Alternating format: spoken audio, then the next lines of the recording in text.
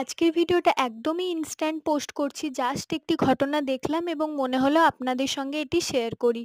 তো আমাদের বাড়ির পিছনেই আছে একটি বড় খামার বাড়ি এবং সেই খামার বাড়িতে একটা বড় তাল গাছও আছে। এই তাল গাছে বেশ কয়েক মাস ধরে আমি দেখছি বেশ কয়েকটা চড়াই পাখির বাসা আছে। আজকেও বৃষ্টির মধ্যে পাখিগুলোকে একবার দেখতে গেলাম।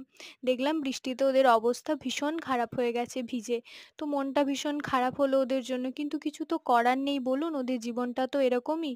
তো ওখানে আরেকটি অদ্ভুত যে ঘটনা দেখলাম, একটি চড়াই পাখি একটি বাসায় ছিল, অপর একটি চড়াই পাখি সেই বাসায় ঢোকার অনেকক্ষণ ধরে চেষ্টা করছিল। হয়তো বৃষ্টির মধ্যে সে তার বাসা হারিয়ে ফেলেছে বা তার বাসা ক্ষতিগ্রস্ত হয়েছে, কিন্তু সেই পাখিটি কিছুতেই তাকে তার বাসায় ঢুকতে দিতে চাইছিল না।